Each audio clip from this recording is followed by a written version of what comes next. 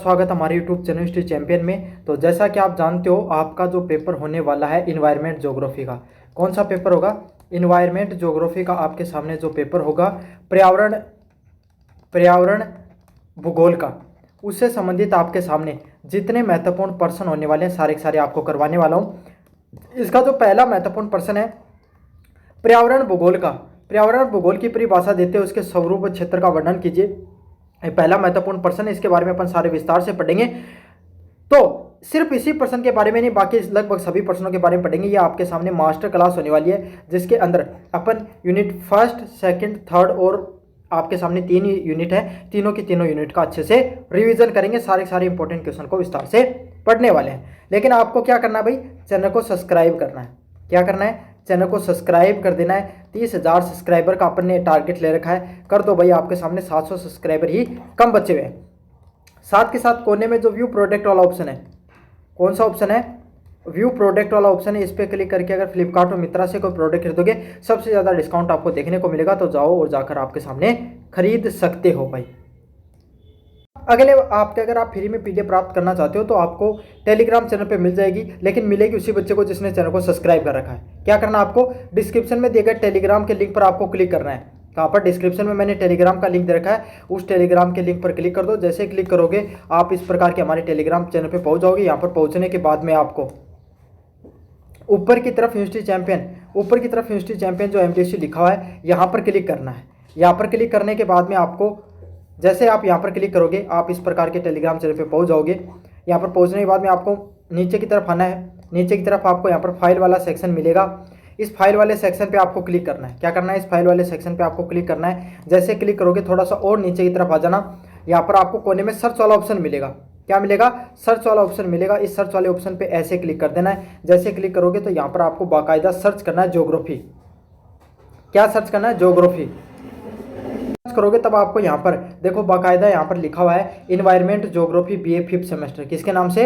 Environment geography BA 5th semester के नाम से पीडीएफ यहाँ पर देखने को मिल रही है। इस पर क्लिक कर देना। जैसे इस पर क्लिक करोगे तो आपको सारा जो मैं कंटेंट पढ़ा रहा हूँ फ्री में देखने को मिल जाएगा, लेकिन मिलेगा उसी बच्चे को जो चैनल को सब्सक्राइब करेगा भाई। चलिए शुरू करते हैं अब अपन क्लास को। आपकी जो क्लास है उसके अगले वाले पहलू की तरफ अगर अपन आगे बढ़ें तो इन क्लासेज को अब शुरू करेंगे। पर्यावरण भूगोल की परिभाषा देनी है तथा इसके स्वरूप व क्षेत्र को बताना है कि पर्यावरण भूगोल क्या होता है। क्या बताना है? जो पर्यावरण भूगोल होता है ना आपके सामने, इन्वायरमेंट ज्योग्राफी क्या होता है उसके बारे में आपको विस्तार से बताना है। पर्यावरण भूगोल, इन्वायरमेंट ज्योग्राफी भूगोल की वो महत्वपूर्ण शाखा होती है जो प्राकृतिक पर्यावरण व मानव के बीच में अंतःक्रियाओं का स्थानिक व समयबद्ध अध्ययन करती है। देखो नाम क्या है? इन्वायरमेंट ज्योग्राफी, पर्यावरण अध्ययन, पर्यावरण भूगोल। अब पर्यावरण भूगोल क्या होगा? सिर्फ इसमें अपन है ना पर्यावरण के बारे में नहीं पढ़ेंगे, सिर्फ इन्वायरमेंट के बारे में नहीं पढ़ेंगे, बल्कि मनुष्य किसके बीच में, मानव और पर्यावरण के बीच में कौन कौन सी आपके सामने अंतःक्रियाएं होती हैं, इंटरेक्शंस होते हैं।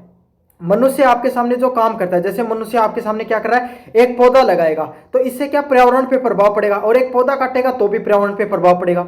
समझ में आ गया? तो यही जो मनुष्य के द्वारा आपके सामने मनुष्य और पर्यावरण के बीच में जो गतिविधियां होती हैं उसके ऊपर क्या प्रभाव पड़ता है, उसी का जो समयबद्ध तरीके से, कैसे, टाइम बाउंडेशन के साथ, भाई इतने समय में आपके सामने ये घटनाएं हुई तो उसका पर्यावरण पे क्या प्रभाव पड़ा, और पर्यावरण पे हुई घटनाओं का आपके सामने मनुष्य पर क्या प्रभाव पड़ा, उसी को पर्यावरण भूगोल के नाम से जाना जाता है। उदाहरण के लिए बताऊं भाई, आपके सामने क्या हुआ, जैसे ही औद्योगिक क्रांति आई, क्या आई, इंडस्ट्रियल रिवॉल्यूशन आई। क्या आई? जैसे ही इंडस्ट्रियल रेवोल्यूशन देखने को मिली तो क्या हुआ भाई, आपके सामने होता क्या है, आपके सामने जो उद्योग हैं उन उद्योगों से आपके सामने कार्बन डाइऑक्साइड है उसकी मात्रा बढ़ने निकलती है। वो कार्बन डाइऑक्साइड आपके सामने वातावरण में जाती है, क्या, CO2 वातावरण में आपके सामने जाने लग जाती है। इसके वजह से क्या होता है, आपके सामने ग्रीन हाउस इफेक्ट होता है। क्या होता है भाई, आपके सामने जो ग्रीन हाउस इफेक्ट है, ग्रीन हाउस इफेक्ट आपके सामने देखने को मिलता है। इससे क्या होता है, पृथ्वी का जो तापमान है वो बढ़ने लगता है। क्यों? CO2 क्या करती है, गैस अपने अंदर ट्रैप कर लेती है। समझ में आ गया? मनुष्य को भाई आपके सामने क्या हुआ करता था, बाढ़ आया करती थी। मनुष्य ने क्या देखा कि नदियां ना वो आपके सामने काफी अपने जो उसके आसपास बसे हुए इलाके हैं है ना, उन सब क्षेत्रों में क्या कर देती है, बाढ़ आती है। बाढ़ क्यों आती है? क्योंकि बरसात के समय पानी है ना बहुत ज्यादा मात्रा में आता है और वो आसपास के क्षेत्रों में फैल जाता है। तो मनुष्य ने क्या किया, बांध बना दिए। क्या किया, बांध बना दिया। अब क्या कर रहा है वो, पानी इन बांधों में इकट्ठा हो रहा है और जरूरत के हिसाब से उस पानी को नदी में छोड़ दिया जाता है। तो क्या होता है, बाढ़ की स्थिति है वो उत्पन्न नहीं होती है। समझ में आ गया। तो यही है, पर्यावरण और मानव के बीच में जो घटनाएं घटित होती हैं उनको समय के साथ जो अध्ययन किया जाता है उसी को पर्यावरण भूगोल के नाम से जाना जाता है। प्रसिद्ध भूगोल विद्याता साविंदर सिंह के अनुसार पर्यावरण भूगोल प्राकृतिक पारिस्थितिक तंत्र व मानव के बीच में मध्य संबंधों का वैज्ञानिक अध्ययन है। यहाँ पर आपके सामने प्रसिद्ध, आपके सामने जो भूगोलविद है सविंदर सिंह, इनका क्या कहना है, पर्यावरण भूगोल। अब देखो मैंने बार बार आपको कह रखा है कि कथन आता ना, कोई भी कथन उसको रट लो। अगर पूरे में से पूरे नंबर चाहिए तो कथनों को रट लो। इस वाले कथन को एग्जाम में करके आओगे ना तो ये देखो जैसे इसने कोष्टक में लिख रखा है ना, ऐसे आपको भी कोष्टक में लिखना है। और ये सबसे मोस्ट पूरे के पूरे प्रश्न में अगर आपको कोई चीज़ अच्छे से याद करनी चाहिए तो इस लाइन को करना चाहिए और कोष्टक में लिख के आओगे, सबसे ज़्यादा आपको नंबर देखने को मिलेंगे आपको। तो पर्यावरण भूगोल प्राकृतिक पारिस्थितिक तंत्र और मानव के बीच में संबंधों का वैज्ञानिक अध्ययन। क्या करें कि भूगोल, पर्यावरण भूगोल क्या करती है, जो प्राकृतिक पारिस्थितिक तंत्र होता है, जो प्राकृतिक आपके सामने जो इकोलॉजिकल कंडीशन होती हैं और मनुष्य के द्वारा आपके सामने जो घटनाएं होती हैं उनके बीच में आपके सामने क्या किया जाता है, साइंटिफिक रिसर्च की जाती है। क्या किया जाता है, उनके बीच में आपके सामने जो साइंटिफिक रिसर्च की जाती है, साइंटिफिक तरीके से स्टडी की जाती है, उसी को क्या कहा जाता है भाई, इन्वायरमेंट ज्योग्राफी के नाम से जाना जाता है। पारिस्थितिक तंत्र क्या हो गया, जिन परिस्थितियों में अपन रहते हैं, राजस्थान में रहते हैं, बहुत ज़्यादा तापमान रहता है, बहुत ज़्यादा गर्मी रहती है, तो यही पारिस्थितिक तंत्र होता है ना। आपके आसपास का वातावरण कैसा उसी को कहते हैं। पहला है पर्यावरणीय भूगोल का स्वरूप ने। अब अगले वाला पॉइंट क्या, कौन सा लिख के आना आपको, नेचर क्या है, पर्यावरण भूगोल का स्वरूप कैसा है, क्या क्या चीज़ें हैं इसके अंदर, क्या क्या हम अध्ययन करेंगे पर्यावरण भूगोल के अंदर, इसके बारे में अपन पढ़ेंगे। पहला और महत्वपूर्ण बिंदु है इसका अंत विषय। ये कैसा विषय है, अंत विषय है। अब अंत विषय क्या होता है आपके सामने, अंत विषय का अर्थ होता है इसका विषय बहुआयामी है, मतलब इसके अंदर एक से अधिक सब्जेक्ट है, मल्टी सब्जेक्ट इसके अंदर देखने को मिलेंगे, मतलब एक से अधिक सब्जेक्ट इसमें जुड़े रहते हैं। यह जीव विज्ञान, भूविज्ञान, समाजशास्त्र और अर्थशास्त्र जैसे अनेक विषयों का ज्ञान इसमें उपयोग करता है। क्या करता है, इसमें एक से अधिक सब्जेक्ट देखने को मिलते हैं। इसमें बायोलॉजी भी है, जीव विज्ञान भी जुड़ी हुई है। अब जीव विज्ञान कैसे जुड़ी हुई है भाई, आप एक बात बताओ मेरे को, अगर आप वातावरण का अध्ययन कर रहे हो, पर्यावरण का अध्ययन कर रहे हो, जंगलों का अध्ययन कर रहे हो, मनुष्य के बारे में अध्ययन कर रहे हो, तो मनुष्य आ गए, पेड़ पौधे आ गए, है ना, अलग अलग प्रकार के जीव जंतु आ गए, सबका अध्ययन करना पड़ेंगे। तो इन सभी चीज़ों का, जीव जंतुओं का अध्ययन किस में भी करते हैं, जीव विज्ञान में करते हैं। तो जीव विज्ञान और आपके सामने जो ये पर्यावरण भूगोल है, दोनों के दोनों जुड़े हुए हैं। अगले वाला है भूविज्ञान। भूविज्ञान क्या होता है, आपके सामने जो जियोलॉजिकल, इसको जियोलॉजी बोला जाता है, सॉरी जियोलॉजी, भूविज्ञान, पृथ्वी पे होने वाली घटनाओं का अपन भी अध्ययन करते हैं कि भाई पृथ्वी का तापमान कैसा है, उस जगह का वातावरण कैसा है, तो भूमि के बारे में भी अपन अध्ययन करते हैं।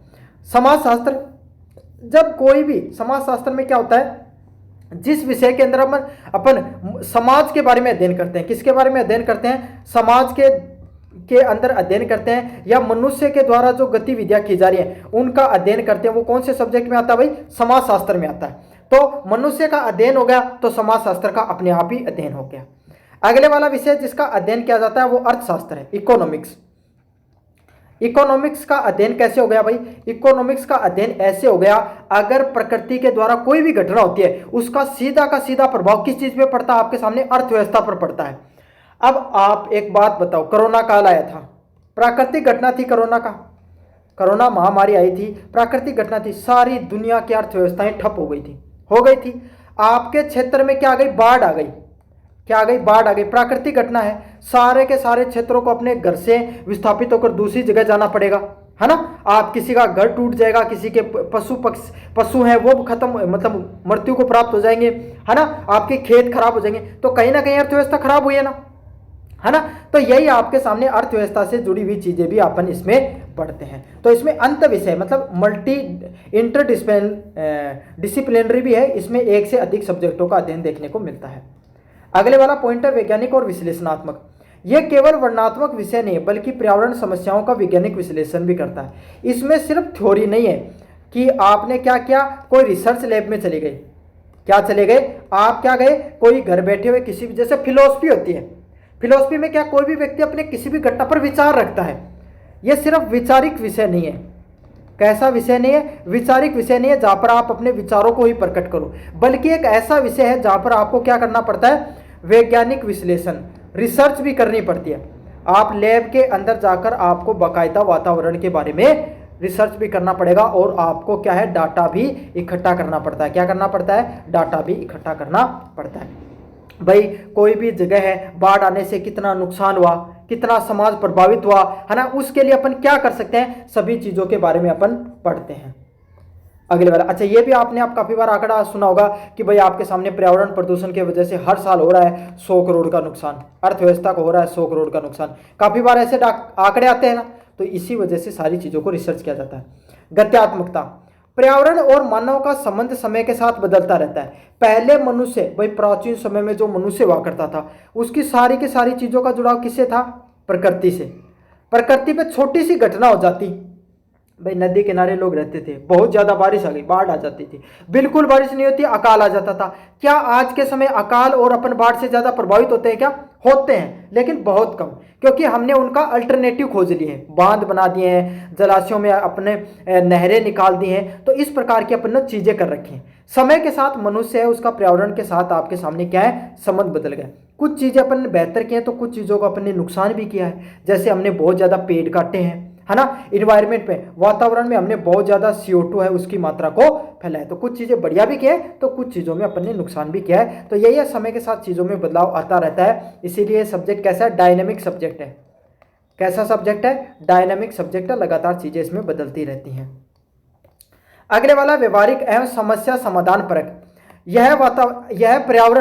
यह पर्यावरण अवनय एवं प्रदूषण जैसी आधुनिक समस्याओं का समाधान खोजने जैसे सतत विकास पर केंद्रित है। क्या है ये? क्या करता है आपके सामने? पर्यावरण अवन्य है। क्या है? पर्यावरण से जुड़ी हुई प्रदूषण जैसी जो समस्याएं, मतलब सीधी सीधी बात है कि जो समस्याएं है ना, समस्याओं का ये अध्ययन भी करता है। क्या करता है? समस्याओं का आपके सामने अध्ययन भी करता है, और उन ना सिर्फ अध्ययन करता है बल्कि उनका समाधान भी निकालता है। क्या करता है? समाधान भी निकालने का प्रयास करता है। दोनों काम ये इसके द्वारा किए जाते हैं, और सतत विकास को बढ़ावा देने का भी काम करता है। अगले वाला पॉइंट है पर्यावरण भूगोल का क्षेत्र। स्कोप क्या होता है? जो आपके सामने जो पर्यावरण अध्ययन, पर्यावरण भूगोल है, इन्वायरमेंट ज्योग्राफी, उसका कितना क्षेत्र होता है? पर्यावरण भूगोल का अध्ययन क्षेत्र बहुत ज्यादा व्यापक है। क्या है? बहुत ही बड़ा क्षेत्र आपके सामने पर्यावरण भूगोल का, जिसको निम्न भागों में बांटा जा सकता है। पहला है पारिस्थितिक तंत्र का अध्ययन करना। क्या करना आपके सामने? इकोलॉजी की स्टडी करना। इकोलॉजी की स्टडी करना, समझ में आ गया?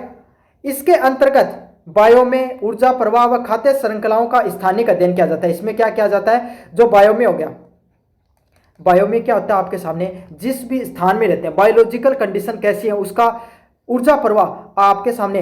कोई भी खाद्य श्रृंखला होती है, खाद्य श्रृंखला क्या होती है? आप खाना खाते हो, एक रोटी खाई आपने, तो उससे आपको ऊर्जा मिली, है ना। ऐसे अगर मान लो एक टिड्डा है, एक टिड्डे ने क्या की, घास के पत्तों खाए तो उसको ऊर्जा मिली। उस टिड्डे को मेंढक ने खाया तो मेंढक को ऊर्जा मिली। अब मेंढक को किसी सांप ने खा लिया तो उसको ऊर्जा मिली। तो इसी को अपनी जो खाद्य श्रृंखला में ऊर्जा प्रवाह के नाम से जाना जाता है। ये ऊर्जा प्रवाह देखने को मिलता है। और खाद्य श्रृंखला है जो मैंने बताया ना, एक दूसरे को खाने, यही फूड चेन होती है। ये जो फूड चेन होती है आपके सामने, इसका स्थानिक अध्ययन किया जाता है, इसका जो सिस्टमेटिक तरीके से अध्ययन किया जाता है। मानव पर्यावरण के संबंध, आदि काल से लेकर आधुनिक औद्योगिक काल तक मानव प्रकृति के लगातार संबंध बदल रहे हैं। वक्त बदल रहा है। क्या है आपके सामने? वक्त बदल रहा है, और मनुष्य और आपके सामने, पहले आदि काल में मैंने आपको बताया था मनुष्य क्या करता था? पूरी तरीके से प्रकृति पर निर्भर था। आज के समय क्या मनुष्य प्रकृति पर निर्भर है? बिल्कुल है, लेकिन बहुत कम निर्भर है। मनुष्य ने विज्ञान के माध्यम से चांद तक पहुंच गया, हर समस्या का समाधान खोज लिया है। बाढ़ आ रही थी तो क्या कर लिया इन्होंने? भाई बांध बना दी। समझ में आ गया? पर्यावरण पे आपके सामने प्रदूषण लगातार बढ़ रहा है, आपके सामने प्रदूषण नियंत्रण करने की चीजें लगा दी। इस तरीके से अलग अलग प्रकार की चीजें कर रहा है। पर्यावरण अवन्य और प्रदूषण, जल, वायु, मृदा और ध्वनि प्रदूषण के कारण प्रभाव व भौगोलिक वितरणों का अध्ययन करना। क्या होता है? ये जो अलग अलग प्रकार की चीजें हैं, जैसे जल हो गया, वायु हो गया, मृदा हो गया, और जो ध्वनि प्रदूषण है, इनके पीछे क्या क्या कारण है? क्या है, इनके पीछे क्या क्या कारण है, इनका क्या क्या प्रभाव है, और आपके सामने इनके जो भौगोलिक वितरण है, इन सब के चीज़ों के बारे में भी अध्ययन किया जाता है। पर्यावरण प्रबंधन व संरक्षण, प्राकृतिक संसाधनों का संरक्षण करना। प्रकृति में जितने भी संसाधन है, क्या है, प्रकृति में जो जितने भी संसाधन है, प्रकृति में जो जितने भी संसाधन है, जैसे कि प्रकृति के संसाधन क्या होते हैं भाई आपके सामने, जैसे कि पानी हो गया, पानी हो गया, साफ हवा हो गई, साफ पानी हो गया, साफ खनिज हो गए, सब के सब चीज़ें प्राकृतिक चीज़ें आती हैं, इनको बचाना जरूरी है। आपदा का प्रबंधन करना, आपदा का प्रबंधन क्या होता है, इन्वायरमेंट, वातावरण में कोई नुकसान हो रहा है, भूकंप आ गया, बाढ़ आ गई, समझ में आ गया, तो आपदा का प्रबंधन किया जाता है। सतत विकास हो रहा है, सस्टेनेबल डेवलपमेंट होता है, इन सब चीज़ों की नीतियों का क्या किया जाता है, निर्माण करने पर हेल्प करता है। पर्यावरण भूगोल वर्तमान समय के सबसे प्रासंगिक विषय है। आज के समय का सबसे आपके सामने सबसे रिलेवेंट सब्जेक्ट कौन सा है भाई, पर्यावरण भूगोल। यहाँ प्रकृति की सीमाओं को समझने के लिए तथा मानव को सुरक्षित भविष्य की खोजने के दृष्टिकोण प्रदान करता है। यह हमें यह भी बताता है कि हमें जो पर्यावरण है उसको हमें कैसे बचाना है और मनुष्य को अपना सुरक्षित भविष्य का निर्माण कैसे करना है। तो हर चीज़ों के बारे में विस्तार से बताता है। क्या करता है, विस्तार से आपके सामने ये बताता है। समझ में आ गया, अच्छा पॉइंट है भाई, अच्छे से पढ़ लेना आपको। चलिए अगले वाले प्रश्नों की तरफ अगर अपन आगे बढ़ें, तीसरे नंबर प्रश्न की तरफ, खाद्य श्रृंखला। खाद्य श्रृंखला, खाद्य जाल व ऊर्जा प्रवाह की प्रक्रिया का विश्लेषण कीजिए। सबसे पहले आपके सामने खाद्य श्रृंखला को बताना है, फूड चेन को बताना है। खाद्य जाल क्या होता है, फूड वेव, और आपके सामने जो ऊर्जा प्रवाह क्या होती है, एनर्जी फ्लो,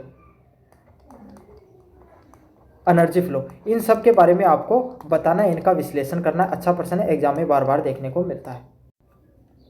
अगले वाले बिंदु की तरफ अगर अपन आगे बढ़े, खाद्य जाल खाद्य श्रृंखला वाले प्रश्न की तरफ, पारिस्थितिक तंत्र का संचारू संचालन के लिए ऊर्जा व भोजन एक जीव दूसरे जीव में प्रवाह अत्यंत उपकार है। भाई एक बात बताओ, कोई भी मनुष्य ना, हर मनुष्य की सबसे पहली जरूरत क्या होती है, हर मनुष्य की सबसे पहली जरूरत क्या होती है भाई आपके सामने, खाना, खाना, पानी और हवा, पानी और हवा, ये आपके सामने मनुष्य की, चाहे कोई जीव हो इस सृष्टि पर, कोई जीव हो, उसकी ये तीन सबसे बेसिक जरूरतें हैं, खाना, पानी और हवा।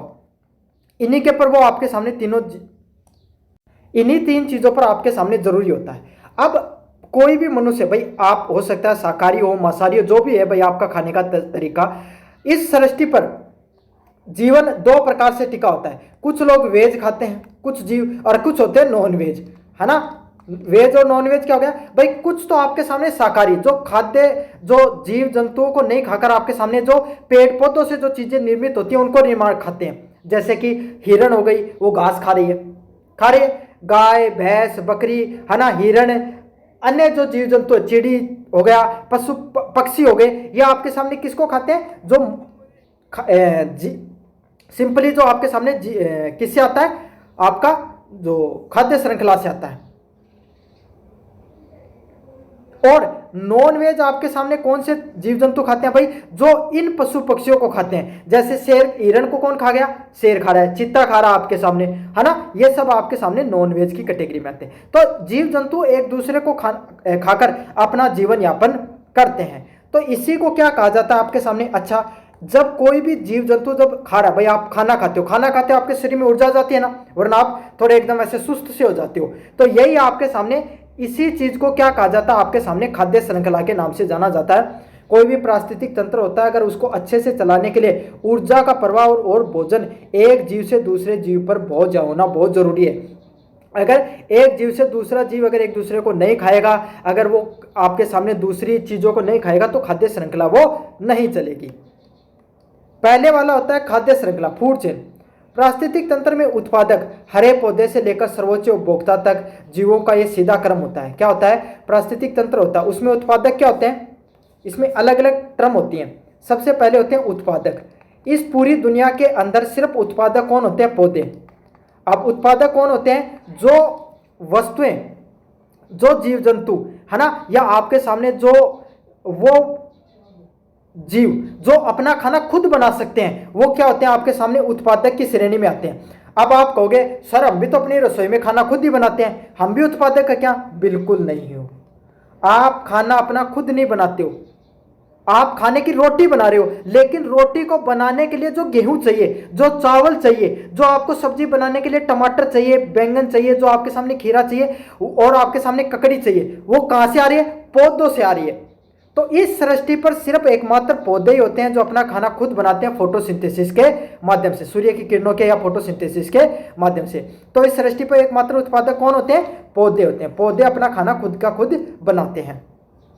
साथ के साथ आपके सामने फिर पौधों से लेकर आपके सामने क्या होता है भाई, खाद्य श्रृंखला में क्या होता है? उत्पादक अपना खाना बनाएंगे, फिर आपके सामने उनको क्या करेगा? जैसे घास उत्पादक है, इसने अपना खुद खाना बनाया। फिर इसका प्राथमिक उपभोक्ता, प्राथमिक उपभोक्ता कौन होते हैं? जो उत्पादक को आपके सामने खाना खाकर अपना पेट भरता है, वो होता है प्राइमरी प्रोड्यूसर। क्या होता है? Primary consumer. ये तो होते हैं, पहले वाले होते हैं उत्पादक, अगले वाले क्या होते हैं? Primary consumer. प्राइमरी कंज्यूमर क्या होते हैं? प्राथमिक उपभोक्ता। समझ में आ गया? अब इसमें आप भी आ सकते हो। अगर आप शाकाहारी हो ना, आप सीधा का सीधा क्या कर रहे हो? उसको खा रहे हो, जो गेहूं की रोटी, चावल, ये सब खा रहे हो, तो आप प्राइमरी कंज्यूमर हो। आप भी जो प्रोड्यूसर, जो उत्पादक है, उससे वे निर्मित चीजों को खाते हो, जैसे टीडा खा रहा है। फिर क्या आते हैं? सेकेंडरी कंज्यूमर आएंगे। कौन से आएंगे? द्वितीयक आपके सामने उपभोक्ता आएंगे, जो क्या करते हैं? जो प्राथमिक उपभोक्ता का उपभोग करते हैं। तो प्राथमिक उपभोक्ता क्या कर रहे हैं? जो द्वितीयक उपभोक्ता में कौन आते हैं? जो प्राथमिक उपभोक्ता ना उसको खाकर अपना जीवन यापन कर रहे हैं, वो आपके सामने क्या होते हैं? द्वितीयक उपभोक्ता होते हैं। अच्छा, इसमें जैसे क्या आएगा? मेंढक। मेंढक क्या कर रहा है? टीडे को खा गया। टिड्डी आती है ना अपनी, टिड्डी छोटे वाली आती है टिड्डी, उसको कौन खा जाता है भाई? मेंढक है, वो खा जाता है ना। तो ये कौन सा आ गया? सेकेंडरी में आ गया। फिर मेंढक को कौन खा जाता है? सांप। तो सांप कौन सी आती है? टर्सरी या तृतीयक उपभोक्ता के अंतर आता है। और सबसे ऊंचे वाली में कौन आता है? बाज। बाज क्या किसको खा जाता है? सांप को। भाई सांप को पकड़कर हमेशा बाज है वो निकल जाता है। तो ये पूरी की पूरी खाद्य श्रृंखला होती है। इसमें क्या हो गया? घास को खाने से टीटे को क्या मिलती है? उसके शरीर में ऊर्जा जाती है। फिर टीटे को कौन खाएगा? मेंढक। मेंढक के शरीर में ऊर्जा जाएगी। फिर मेंढक को कौन खा गया? सांप। तो सांप के शरीर में ऊर्जा जाएगी, और सांप को खाने से बाज को ऊर्जा मिलती है। अब आप कहोगे सर क्या इस दुनिया में सिर्फ एक ही, क्या यही होता है कि घास को सिर्फ टीटा ही खा सकता है? नहीं, घास को तो हिरण भी खाता है सर। तो क्या होगा? उसकी खाद्य श्रृंखला बनाए अपन। घास है, घास को कौन खा गया आपके सामने? हिरण खा गई। कौन खा गई? हिरण खा गई। अब हिरण को कौन खाएगा आपके सामने? हिरण को कौन खा गया? बाघ खा गया। खा गया बाघ। बाघ को कौन खा जाएगा? बाज खा जाएगा। बाज या आपके सामने डिकम्पोजर होते हैं, उपघटक होते हैं। भाई कोई भी आपके सामने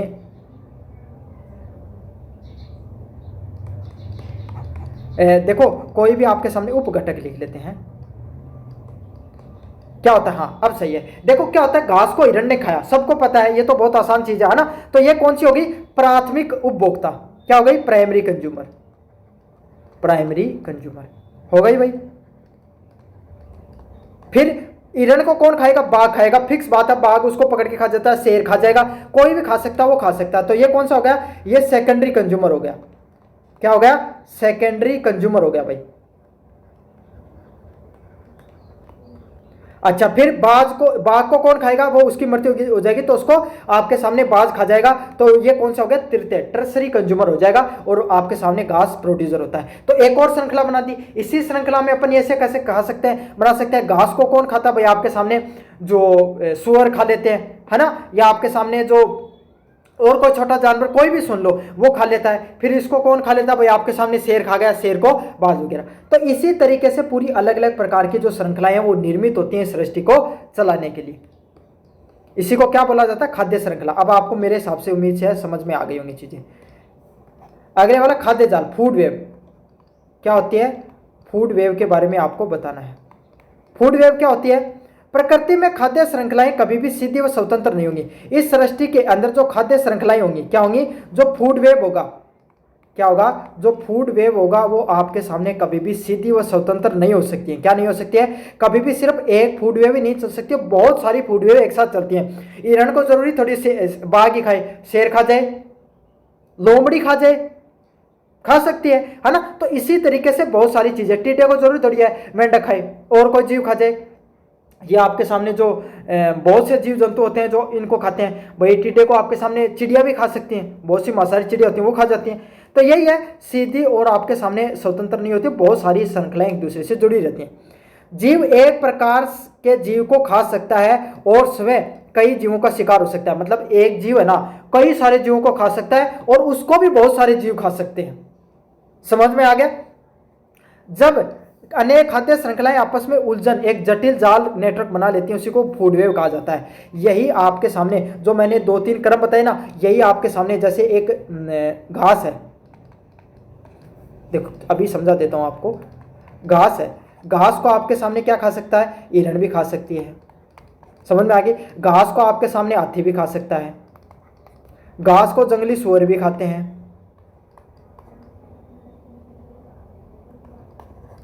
पिग लिख देते हैं भाई, है ना। और घास को आपके सामने गाय भैंस भी खाते हैं। क्या खाती हैं? गाय या भैंस भी खाती हैं, खाती हैं भाई। घास को आपके सामने जो इंसेक्ट्स भी खाते हैं ना। तो देखो घास है, उसको अलग अलग चीज खा रहे हैं। अब हिरण को क्या क्या संभावना हो सकती है? कौन कौन खा सकता है हिरण को? हिरण को भैया आपके सामने क्या क्या खा सकता है? बाघ खा जाएगा, है ना, बाघ खा जाएगा, लोमड़ी खा सकती है ना आपके सामने। और कोई जंगली जीव जंतु है, जंगली कुत्ते खा सकते हैं आपके सामने, है ना, शेर खा सकता है, इतने सारी चीज खा सकते हैं। अच्छा, हिरण जरूरी थोड़ी घास खाए, हिरण आपके सामने जो कोई पेड़ों की पत्तियां भी खा सकती है ना। अब हाथी है, हाथी को आपके सामने शेर शिकार कर लेता, हाथी का, और तो कोई जीव जंतु नहीं कर सकता, शिकार कर लेता है। हो सकता है उसका शिकार नहीं हुआ, वो प्राकृतिक उसको मृत्यु मिली, तो उसको क्या खा जाएगा? बाज खा जाएगी, या आपके सामने उपघटक खा जाएंगे। समझ में आ गया? यही चीज गाय भैंस के साथ भी होती है। तो ये आपस में जब जुड़े हुए होते हैं ना, इसी को क्या बोला जाता है आपके सामने? फूड वेव के नाम से जाना जाता है। किसके नाम से जाना जाता है? फूड वेव के नाम से जाना जाता है। किसके नाम से जाना जाता है? फूड वेव के नाम से जाना जाता है। जब आपके सामने अनेक खाद्य श्रृंखलाएं आपस में जुड़कर एक जटिल नेटवर्क बनाती है, क्या करते हैं? एक जटिल नेटवर्क है वो आपके सामने इनका बनता है, इन सब चीजों से। तो खाद्य श्रृंखला का जाल कहते हैं पारिस्थितिक तंत्र स्टेबिलिटी प्रदान करता है। यदि कोई एक प्रजाति नष्ट हो जाए तो जीवों के पास भोजन के अन्य विकल्प होंगे। अब आपने सुना होगा इस सृष्टि पे बहुत सारी श्रृंखलाएं हैं, बहुत सारे जीव जंतु नष्ट हो गए, तो अगर एक ही जीव को खाता, हिरण कह लेती मैं तो घास ही खाऊंगी, बोले खाऊं ही नहीं कुछ, तो क्या हो गया? अकाल आ गया, घास उगी नहीं, बारिश नहीं हुई, घास नहीं उगी, है ना। तो अगर क्या हिरण जिंदा रह पाएंगे? नहीं रह पाएंगे। हिरण को पेड़ों की पत्तियां खानी पड़ेगी, तब वो जिंदा रह सकती है। अब शेर ने तो कह दिया कि मैं खाऊं तो हिरण ही खाऊं, नहीं तो खाऊंगा नहीं कुछ, तो क्या काम चल जाएगा? क्या नहीं चल जाएगा? वहां पर हिरण खत्म हो गई तो क्या करेगा? उसको और कुछ खाना पड़ेगा। जंगली भैंसा है, हाथी है ना, और आपके सामने कोई जंगली सुअर को ढूंढ लिया, और दूसरी चीजों को खाना ही पड़ेगा। इसी तरीके से पूरा एनवायरमेंट है, उसमें स्टेबिलिटी है वो बनी रहती है। समझ में आ गया? देखो ये रहा बाकायदा, देखो मैंने चित्र भी बना रखा है, वैसे मैं खुद समझा रहा था लेकिन चित्र भी बना रखा है। पेड़ होता है, पेड़ को आपके सामने क्या खा रहा है? डायनासोर खा लेता है, जिराफ भी खा लेता है। अब जिराफ को क्या खा सकता है? शेर है, वो डायनासोर दोनों को खा सकता है। समझ में आ गया? इंसेक्ट है, ये घास है, घास को क्या खा रहा है? चूहा खा रहा है, चूहे को कौन खा गई? बिल्ली खा गई, बिल्ली को कौन खा गया? बाज खा गया। समझ में आ गया? पेड़ था, पेड़ को हिरण ने खाया, हिरण को आपके सामने किसने खाया? चित्ता, चित्ता को किसने खा लिया? बाज ने खा लिया, है ना। एक और बन रही है यहाँ पर आपके सामने, घास है, उसको डायनासोर्स भी खा सकते हैं, डायनासोर बोल रहा हूँ, बताओ। गेंडा खा सकता है, गेंडे को शेर खा सकता है, बाज भी खा सकती है ना। यहाँ पर चित्ता वो भी खा सकता है। तो इस तरीके से पूरे खाद्य श्रृंखलाएं वो बनती है। चलिए अगले वाले बिंदु की बात करें, ऊर्जा प्रवाह, एनर्जी फ्लो। इंपॉर्टेंट पॉइंट है एनर्जी फ्लो, इसी के माध्यम से समझा दूंगा, इसी चित्र के माध्यम से। पारिस्थितिक तंत्र को चलाने वाले ऊर्जा का एकमात्र स्रोत सूर्य है। इस पूरा का पूरा इकोलॉजी है, क्या है? पूरा का पूरा इन्वायरमेंट है, पूरा का पूरा इकोलॉजी। इसको कौन चलाता है? सन का अपना जो सूर्य की जो किरण होती है ना, सन की जो विकिरण होती है, सन रेज होती हैं, वो चलाती हैं। अब कहोगे सर कैसे चलाती हैं? भाई इस सृष्टि में मैंने क्या बताया, सिर्फ उत्पादक कौन है? इस सृष्टि में उत्पादक कौन है? सिर्फ पौधे उत्पादक हैं। और पौधे अपना खाना कैसे बनाते हैं? सूर्य की किरणों से फोटोसिंथेसिस करके बनाते हैं ना। अब सूर्य की किरणें नहीं हो, आप सोचो सूर्य की किरणें नहीं तो फोटोसिंथेसिस नहीं होगा, फोटोसिंथेसिस नहीं होगा तो पौधों का खाना नहीं बनेगा, और खाना नहीं बनेगा तो प्राइमरी कंज्यूमर नहीं खाएंगे, और प्राइमरी कंज्यूमर मतलब टिड्डा, हिरण, है ना, गेंडा, है ना, मनुष्य, इन प्रकार के लोगों को खाना नहीं मिलेगा। भाई एक साल फसल नहीं हुई आपकी तो क्या खाओगे? नहीं खाए तो आप नहीं खाओगे तो आपके सामने फिर इनको खाने वाले शेर, चीता, बाज वगैरह क्या खाएंगे? तो इसी तरीके से जो उत्पादक होते हैं उनको चलाने के लिए सबसे ज़्यादा जरूरी क्या है? सूरज की किरणें सबसे ज़्यादा जरूरी है। समझ में आ गया।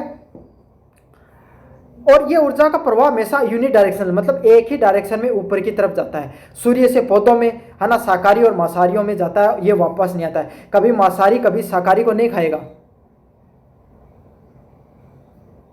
आपके सामने क्या है, मनुष्य को छोड़ दिया जाए, कभी चित्ता ना घास नहीं खाएगा। मनुष्य को छोड़ दो, मनुष्य दोनों खा रहा है ना। उसके अलावा कभी भी ऐसे नहीं होगा कि क्या कर लिया आपके सामने, चिड़िया, टिड्डे ने चिड़िया को खा गया। सोच सकते हो कभी ऐसा? कभी सांप को आपके सामने चिड़िया नहीं खाएगी। देखो एक आध चिड़िया ऐसी होती है जो खा लेती है, लेकिन जो घास खाती है, जो शाकाहारी होती है ना, वो कभी भी सांप को नहीं खाएंगे। कभी सुना है कि आपने सांप ने बाज को खा गया? नहीं होगा ऐसा, ये कभी ऐसा नहीं होता है। ये एनर्जी का फ्लो हमेशा ऐसा जाता है नीचे से ऊपर की तरफ, तो ऐसे ही जाएगा। मनुष्य इसमें एक उपवाद होता है, वो दोनों चीजों को खाता है। समझ में आ गया। इसमें एक सिद्धांत दिया गया था, लीडेमान का 10% का नियम। कितना? अब ये मोस्ट इंपॉर्टेंट है ये पॉइंट। इस नियम के अनुसार जब ऊर्जा एक पोषण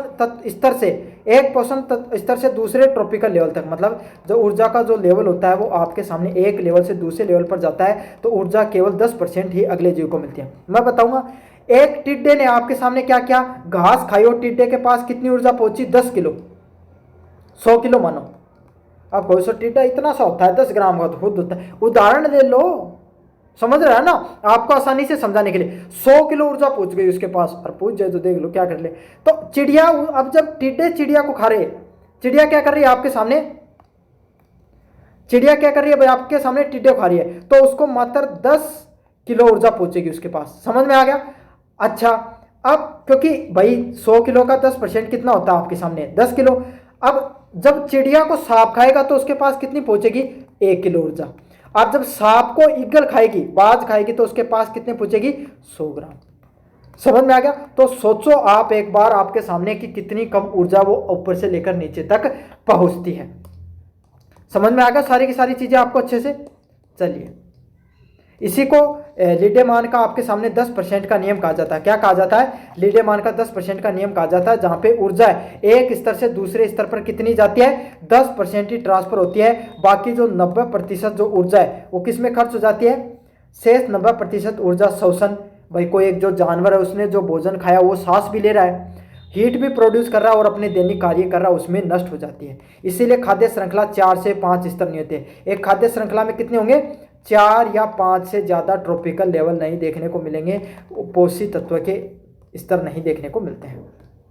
निष्कर्ष, खाद्य श्रृंखला, खाद्य जाल और ऊर्जा का निरंतर प्रभाव मिलकर पारिस्थितिक तंत्र को जीवित बनाए रखते हैं। क्या करते हैं? चाहे खाद्य श्रृंखला हो गई, चाहे खाद्य जाल हो गया, चाहे ऊर्जा का जो निरंतर प्रभाव होता है, उसी से क्या होता है? पूरी की पूरी जो इकोलॉजी होती है, क्या होती है? जो पूरी की पूरी इकोलॉजी होती है उसको क्या करता है? जीवित रखता है। मानव द्वारा कोई भी कृत्रिम हस्तक्षेप कीटनाशकों का प्रयोग पूरे तंत्र को नष्ट कर देता है। अब कीटनाशकों का प्रयोग कर दिया, टिड्डे खत्म हो गए, टिड्डे खत्म हो गए तो चिड़िया क्या खाएंगे? दूसरी चीज़ों को खाएंगी भाई, है ना। तो इस तरीके से छोटी छोटी चीज़ें ना, कृत्रिम हस्तक्षेप क्या कर देता है? आपके सामने पूरा का पूरा इकोलॉजी उसको डिस्टर्ब कर देता है। चलिए भाई, अगले वाले प्रश्न की तरफ बढ़ेंगे। इंपॉर्टेंट प्रश्न है, पर्यावरण अन्वयन व प्रदूषण के प्रकारों का विस्तृत रूप से वर्णन कीजिए। क्या करना आपको? पर्यावरण अन्वयन के बारे में बताना है। इन्वायरमेंट डिग्रेडेशन, पर्यावरण अन्वयन क्या होता है? जो पर्यावरण है आपका, पर्यावरण में जो लगातार गिरावट हो रही है, पर्यावरण में जो लगातार गिरावट हो रही है ना, उसी को क्या बोला जाता है? डिग्रेडेशन बोला जाता है। क्या बोला जाता है? इन्वायरमेंट डिग्रेडेशन के नाम से जाना जाता है। समझ में आ गया? चलिए भाई, पर्यावरण अन्वयन का अर्थ होता है प्राकृतिक पर्यावरण की गुणवत्ता व क्वालिटी में कमी आना। क्या होता है पर्यावरण अन्वयन?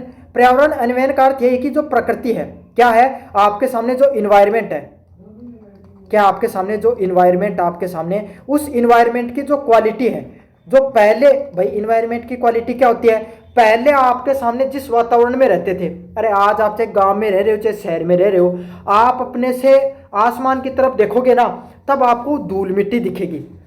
और अब इस समय कोई भी, मतलब गर्मियों के मौसम में देखना, राजस्थान में रहते हो, गर्मियों के मौसम में आंधी चलती है, पूरा का पूरा वातावरण में क्या हो जाता है? धूल जिम जाती है। क्या हो जाती है? धूल ही धूल हो जाती है, साफ चीजें नहीं दिखाई देती है। और जैसे बरसात होती है है ना, तो सारा वातावरण एकदम साफ दिखने लग जाता है। तो क्या हो रहा है, पर्यावरण की गुणवत्ता उसमें गिरावट आ रही है। ये गिरावट पर्यावरण अपन जो गाड़ी चला रहे हैं CO2 वगैरह से भी आती है, अन्य अन्य कारकों से भी आती है।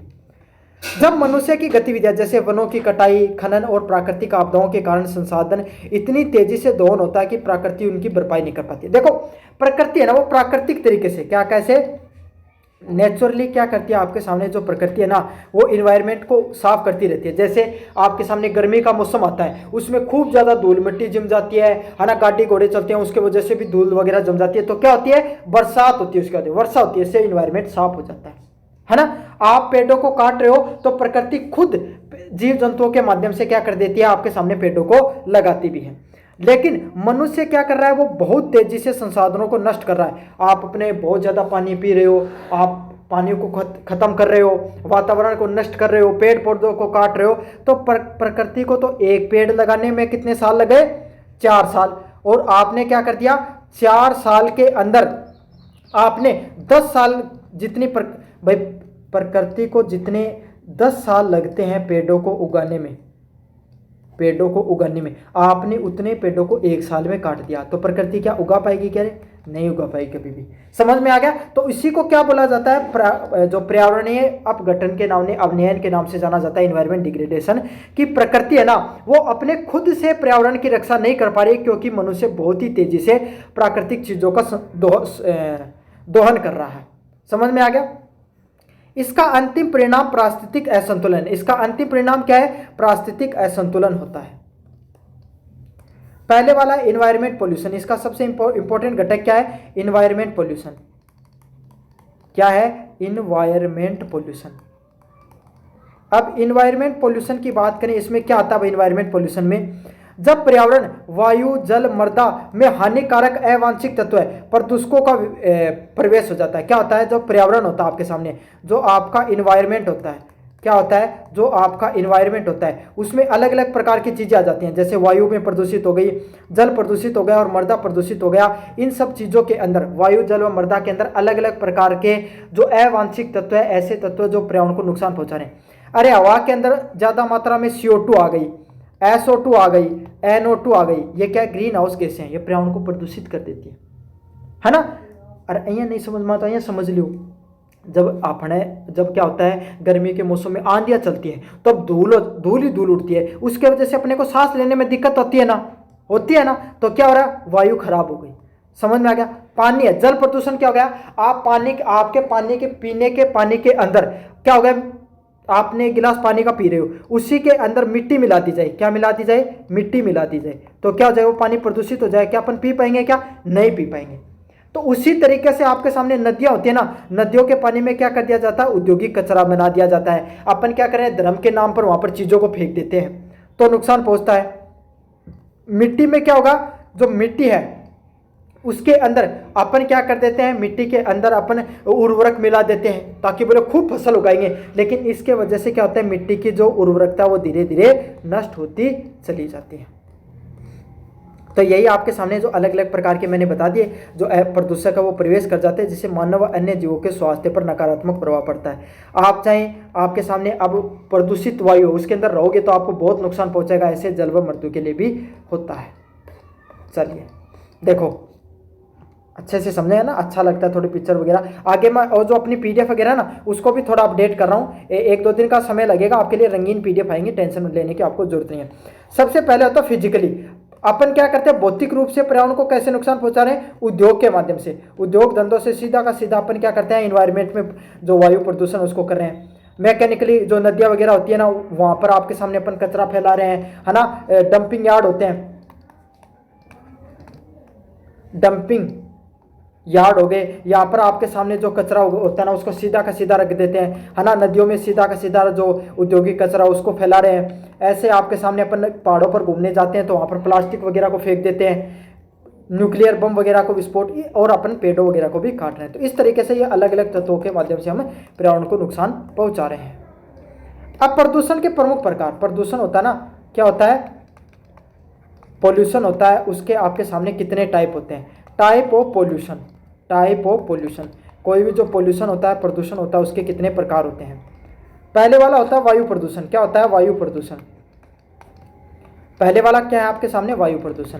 वायु प्रदूषण में क्या होता है, कैसे फैलता है वायु प्रदूषण?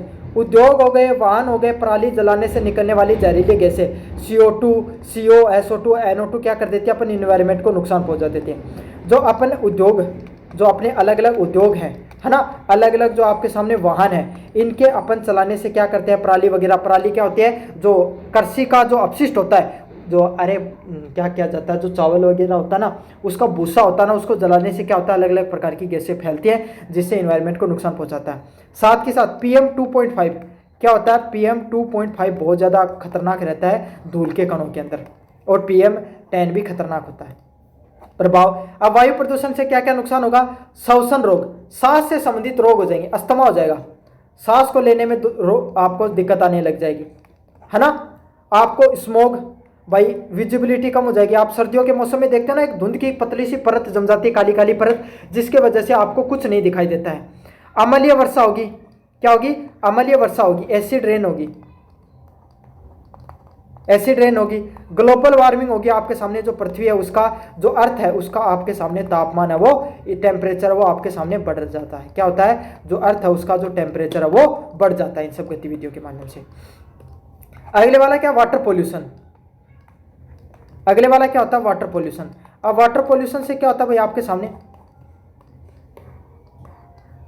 वाटर पोल्यूशन से क्या होता है, उद्योगों को का बिना साफ किया हुआ रासायनिक कचरा, शहरों का सीवरेज, मलमूत्र व कृषि खेती से बहकर आने वाले कीटनाशक सीधे नदियों और जिलों में मिल जाते हैं। क्या करते हैं, आपका जो सीवरेज की लाइन होती है सीधी नदियों में डाल रहे हैं। यमुना कितनी गंदी होती है, यमुना जब दिल्ली में एंटर करती है ना, तो उसका पानी थोड़ा बहुत नहाने लायक रहता है कम से कम, लेकिन जैसे ही दिल्ली के अंदर आती है उसका सीवरेज का पानी उसमें डाल दिया, है ना, नदियों का कचरा उसके अंदर जा रहा है। लोग आपके सामने धार्मिक चीज़ों के से उसकी चीज़ें उसके अंदर डाल देते हैं, तो इससे क्या हो जाता है, रासायनिक कचरा है जो उद्योगों का सब डाल दिया जाता है, इससे नदियाँ क्या हो जाती हैं भाई, प्रदूषित हो जाती हैं। प्रभाव क्या होगा, सुपोषण, जल जनित बीमारियां जैसे हिजा, टाइफाइड और जलीय जीवों की मृत्यु हो जाती है। क्या हो जाता है आपके सामने, जो जलीय जीव होते हैं अलग अलग प्रकार के आपके सामने मछलियां वगैरह है, उनको जो ऑक्सीजन जितनी मिलनी चाहिए उतनी नहीं मिल पाती है और वो मछलियां वो विलुप्त हो जाती हैं। अलग अलग प्रकार की बीमारियां, हिजा व टाइफाइड जैसी बीमारियां वो भी होने लग जाती हैं। अगले वाला है सॉइल पोल्यूशन।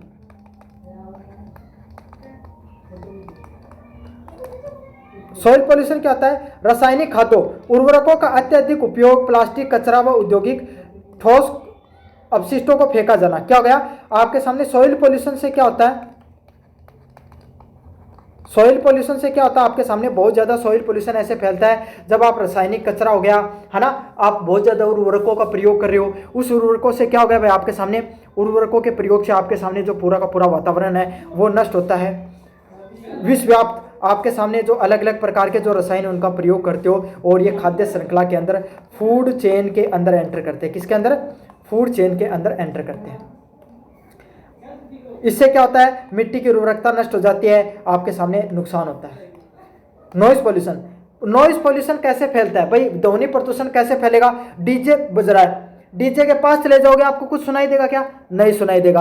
आप गांव में रहते हो, आपका एकदम दूर दूर खेतों में घर है, आपको बिल्कुल आवाज़ नहीं सुनाई देती गाड़ी की, लेकिन शहरों में चले जाओ, हर वक्त हॉर्न बज रहा है, कोई लाउड स्पीकर पर गाने सुन रहा है, कोई हवाई जहाज चल रही है, कहीं पे कोई औद्योगिक मशीनें चल रही हैं, हर वक्त आपके सामने आवाज़ आती रहती है। उसी को क्या कहा जाता है, नॉइज पोल्यूशन के नाम से जाना जाता है। किसके नाम से जाना जाता है, नॉइज पोल्यूशन के नाम से जाना जाता है। पूरे के पूरे वातावरण है उसके अंदर ध्वनि प्रदूषण फैलता रहता है। इससे बहरापन हो सकता है, बीपी बढ़ सकती है और मानसिक तनाव हो सकता है और चिड़चिड़ापन आपका बढ़ सकता है। पर्यावरण अन्वयन व प्रदूषण वर्तमान मानव सभ्यता के लिए सबसे बड़ा खतरा क्या है, जो पर्यावरण का जो डिग्रेडेशन है और जो पर्यावरण के अंदर जो लगातार प्रदूषण बढ़ रहा है, ये मनुष्य के लिए, किसके लिए, मनुष्य के लिए एक बहुत बड़े खतरे के रूप में आपके सामने बढ़ रहा है। इन पर नियंत्रण पाने के लिए कड़े कानून बनाने चाहिए। क्या करने चाहिए हमें, इन सब चीज़ों को कंट्रोल करने के लिए हमें एक अच्छे लॉ और रेगुलेशन है उनका बनाना चाहिए, और स्वच्छ आपके सामने ग्रीन टेक्नोलॉजी का प्रयोग करना चाहिए। अगले वाले पॉइंटों की तरफ अगर अपन बढ़ें, सतत विकास, कौन से वाला पॉइंट है, सतत विकास। सतत विकास हेतु पारिस्थितिक नियोजन की आवश्यकता व महत्व के बारे में बताइए। क्या बताना आपको, सतत विकास हेतु जो आपके सामने इकोलॉजी है, क्या है, इकोलॉजी होती है आपके सामने, इकोलॉजी और उसके नियोजन की आवश्यकताओं और महत्व के बारे में बताना है। अच्छा है आपके सामने सस्टेनेबल डेवलपमेंट का प्रश्न अक्सर एग्जाम के अंदर ये देखने को मिलता है। सतत विकास, सस्टेनेबल डेवलपमेंट होता है, सतत विकास का अर्थ होता है ऐसा विकास जो वर्तमान पीढ़ी की आवश्यकताओं को पूरा करे और लेकिन आने वाली पीढ़ियों के लिए भी संसाधन जैसे कोयला, पानी, जल, जंगल जैसी चीज़ों को बचा कर रखे। भाई मैं आपको एक बहुत बेसिक उदाहरण देता हूँ। सतत विकास क्या होता है? सतत विकास, सतत विकास क्या होता है? सतत विकास आपके सामने एक ऐसा विकास होता है जिसमें आप क्या कर रहे हो, आपके घर में भाई आपके खेत है, उस खेत में एक कुआं है। क्या है? कुआं है। तो आप क्या कर रहे हो, आप हर बार सिंचाई करते हो, लेकिन उस सिंचाई इतनी सीमित मात्रा में करो कि आपके आने वाले बच्चे उस कुएं का प्रयोग करें और उसके आने वाले बच्चे भी उनका प्रयोग कर सकें। या जिस स्वच्छ वातावरण में जिस स्वच्छ वायु का उपभोग करते हो उसके आपके बच्चे आने वाली पीढ़ियां करें, जिस स्वच्छ वायु का प्रयोग, पानी का उपयोग करें, वो भी आने वाली आगे आने वाली पीढ़ियां उसको प्रयोग करें। इस प्रकार के विकास को क्या कहा जाता है? सतत विकास कहा जा रहा है कि आप खुद का भी विकास कर रहे हो और आगे आने वाली पीढ़ियों का भी उस विकास के लिए बचा कर रख रहे हो। सतत विकास का अर्थ होता है ऐसा विकास जो वर्तमान पीढ़ी की आवश्यकताओं को पूरा करे और आने वाली पीढ़ियों के लिए संसाधन जैसे कोयला, पानी व जंगल से कोई समझौता नहीं करे। मतलब कोयला, पानी व जंगल जैसी चीजें होती हैं उसके साथ भी कोई भी समझौता ना हो। इस लक्ष्य को प्राप्त करने के लिए पारिस्थितिक नियोजन, इकोलॉजिकल प्लानिंग जरूरी है। क्या है? इकोलॉजिकल प्लानिंग जरूरी है। बहुत ज़्यादा आपके सामने जो पूरा का पूरा जो वातावरण होता है उसके लिए प्लानिंग करना जरूरी होता है। इस लक्ष्य को प्राप्त करने के लिए पारिस्थितिक विकास का रणनीति, यह विकास वो रणनीति है जो पर्यावरणीय सीमाओं, जो कैरिंग कैपेसिटी को ध्यान में रखकर बनाई जाती है। क्या होती है? यह विकास की वो रणनीति होती है जिसमें आपके सामने जो पर्यावरण होता है, हमारा जो इन्वायरमेंट होता है आपके सामने, उस इन्वायरमेंट को ध्यान में रखकर उस चीज़ों का निर्माण किया जाता है। समझ में आ गया? जैसे क्या क्या करना चाहिए भाई आपके सामने सतत विकास के लिए, पारिस्थितिक नियोजन के लिए आपको क्या क्या करना चाहिए? सबसे पहले संसाधनों को समाप्ति को रोकना। जो अलग अलग प्रकार के जो रिसोर्स हैं, अलग अलग प्रकार के जो रिसोर्स हैं, संसाधन आपके सामने, उन संसाधनों को आप क्या करो भाई आपके सामने, उनको खत्म होने से रोको। क्या करो? उनको खत्म होने से रोको। वर्तमान विकास मॉडल अनवीनीकरण ऊर्जा, कोयला, पेट्रोलियम और खनिज को अत्यधिक दोहन पर आधारित होते हैं। आज के समय जो डेवलपमेंट के मॉडल हैं, आज के आपके सामने कोई भी देश है वो अपने डेवलपमेंट के लिए जो भी पैसा खर्च कर रहा है ना, उसका जो डेवलपमेंट मॉडल है उसमें क्या है? अनवीनीकरण ऊर्जा संसाधन, अनवीनीकरण के ऊर्जा संसाधन जैसे कोयला हो गया, पेट्रोलियम हो गया और खनिज है, इनका बहुत ज़्यादा क्या हो रहा है? दोहन देखने को मिल रहा है, उनका बहुत ज़्यादा उपयोग किया जाता है। पारिस्थितिक नियोजन यह सुनिश्चित करता है कि हम सौर, पवन व जल ऊर्जा का प्रयोग करें। मतलब जो नवीनीकरण ऊर्जा संसाधन होते हैं जिनका बार बार प्रयोग किया जा रहा है उसका प्रयोग करें। भाई आप गाड़ी है ना, ईवी लेकर आओ। किसका? आप पेट्रोल से चलने वाली, डीजल से चलने वाली साधनों के बजाय ईवी, इलेक्ट्रॉनिक कार का प्रयोग करो, है ना। घर पे सौर ऊर्जा का पैनल लगाओ, है ना। जहां पर आपके सामने पवन ऊर्जा का प्रयोग हो सकता है वहां पे पवन ऊर्जा, और जहां पर जल ऊर्जा बन सकती है वहां पर जल ऊर्जा का प्रयोग किया जा सके। समझ में आ गया? ताकि जो संसाधन है कोयला, पेट्रोलियम, उनको आने वाली पीढ़ियों के लिए बचा कर रखें। क्यों? 1 लीटर आपके सामने अपनी गाड़ी के अंदर तेल डलवाया, उस 1 लीटर तेल को आपने 1 किलोमीटर में फूंक दिया, खत्म कर दिया। उस 1 लीटर तेल को बनने के लिए कम से कम 1000 साल लग जाते हैं। समझ में आ गया? तो देखो 1000 साल में आपने तो 1 मिनट में उसको आपके सामने 1 घंटे में फूंक दिया आपने, तो समझ में आ गया ना। तो इसी को क्या कहा जाता है आपके सामने, ये जो संसाधन जो धीरे धीरे नष्ट हो रहे हैं, ये प्रकृति में वापस मिलना इनका मुश्किल है, इनको आपको समाप्ति से रोकना है।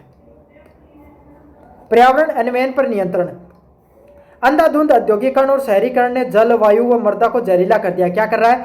जो इंडस्ट्रियलाइजेशन देखने को मिल रहा है आपके सामने, जो अलग अलग प्रकार के आपके सामने जो उद्योग लग रहे हैं, क्या लग रहे हैं? अलग अलग प्रकार के जो इंडस्ट्रीज लग रहे हैं, जो आपके सामने शहरीकरण देखने को मिल रहा है, अर्बनाइजेशन हो रहा है। क्या हो रहा है? आपका जो अर्बन चीज़ें देखने को मिल रही है जहाँ पे जल, वायु व मृदा को जो धीरे धीरे क्या कर रहे हैं आपके सामने, उद्योग लग रहे हैं। उद्योग सीधा कचरा पानी में फेंक देते हैं ना, आपके सामने जो फिल्टर नहीं लगाते हैं, सीधा जो अपनी गैसेज होती हैं सीधा उनको वातावरण में भेज देते हैं, इससे नुकसान होता है। पारिस्थितिक नियोजन ग्रीन इकोनॉमिक को, किसको? ग्रीन इकोनॉमी को बढ़ावा देता है। किस चीज़ को बढ़ावा देता है? ग्रीन इकोनॉमी को बढ़ावा देता है। हरित अर्थव्यवस्था पर जोर देता है जिससे स्वच्छ तकनीकों का उपयोग करके प्रदूषण को कम किया जा सकता है। ग्रीन इकोनॉमी क्या होती है? ऐसी इकोनॉमी जिसके अंदर आपके सामने जो इन्वायरमेंट, वातावरण होता है, क्या होता है, जो आपका इन्वायरमेंट होता है उसको कम से कम नुकसान पहुंचे। क्या होए, जो इन्वायरमेंट है उसको कम से कम आपके सामने नुकसान पहुंचे, ऐसी इकोनॉमी जिसमें आपके सामने पर्यावरण का ध्यान में रखा जाए। अंतरपीढ़ीगत समानता। पारिस्थितिक नियोजन का सबसे बड़ा महत्व यह है कि प्रकृति को हमारी विरासत मानता है। पारिस्थितिक नियोजन यही कहता है जो प्रकृति है ना, इन्वायरमेंट है, क्या है, प्रकृति है ना, वो आपके सामने क्या है, प्रकृति हमारी हेरिटेज है, प्रकृति हमारी विरासत है। क्या है, प्रकृति हमारी विरासत है और प्रकृति को हमें क्या करना चाहिए, बचाकर रखना चाहिए, संपत्ति नहीं है। क्या नहीं है, संपत्ति नहीं है। संपत्ति और विरासत में क्या अंतर होता है, संपत्ति आपकी खुद की होती है। भाई आप एक बात बताओ, आपके पास पैसा है वो आपकी संपत्ति है, उसको आप खुद खर्च कर सकते हो, आपकी खुद की। लेकिन पर्यावरण है ना, वो सिर्फ आपका नहीं, आपके आने वाले बच्चे, आपके अन्य जो लोग हैं उन सब के लिए होता है। आपको उनको बचा कर रखना जरूरी होता है। विरासत क्या होती है, जैसे आपके दादा परदादा की कोई दी हुई चीज है, पुराना कोई आपके सामने लोटा है, उसको आप आगे आने वाली जनरेशन के लिए बचा कर रखोगे। उसी तरीके से आपके सामने जो विरासत का काम करती है उसको बचा कर रखना चाहिए, ताकि उन्हें प्रदूषित और संसाधन विहीन पृथ्वी न मिले, ताकि आगे आने वाली जनरेशन को एक प्रदूषित, जो आपके सामने पोल्यूटेड आपके सामने इन्वायरमेंट और संसाधन विहीन ऐसी आगे स्थितियां नहीं बने कि आगे आने वाली जनरेशन को कुछ बचे ही नहीं। जैव विविधता और इकोसिस्टम की रक्षा। यह नियोजन सड़कों व खदानों के निर्माण से पहले जंगल व वन्य जीवों आवास को संरक्षित देता है। अगर आप क्या करें, डेवलपमेंट, हम क्या कर रहे हैं, डेवलपमेंट के नाम पर अपन क्या कर रहे हैं, आपके सामने जो चीज़ें हो रही हैं उनको नष्ट कर रहे हैं। जैसे सड़क व खदानों का निर्माण करने के लिए अपन जंगलों को काट दे रहे हैं, वन्य जीव होते हैं उनको नष्ट करें। आप एक बात बताओ, अगर आप पेड़ों को काट रहे हो तो पेड़ों पर रहने वाले जीव जंतु अपने आप ही नष्ट हो जाते हैं, है ना। तो इन सब चीज़ों को संरक्षित को प्राथमिकता देती है और जो पारिस्थितिक संतुलन है वो देखने को मिलता है। सतत विकास एक वैश्विक लक्ष्य है। क्या है, आपके सामने पूरी दुनिया का एक लक्ष्य होता है। पारिस्थितिक नियोजन के बिना अंधाधुंध आर्थिक विकास एक बुलबुला है। क्या है, आपके सामने जो पारिस्थितिक जो नियोजन होता है उसमें आप क्या होता है, इन्वायरमेंट को बचाना बहुत ज़्यादा जरूरी है। तो ये आपके सामने जो आपका पेपर होने वाला है इन्वायरमेंट ज्योग्राफी का, किसका पेपर होगा भाई, इन्वायरमेंट ज्योग्राफी का। इन्वायरमेंट ज्योग्राफी का आपके सामने जो पेपर होगा उससे संबंधित सारी की सारी चीज़ों को आपको पढ़ा दिया। कैसा लगा वीडियो, जोर से बताना, चैनल को जोर से सब्सक्राइब कर देना।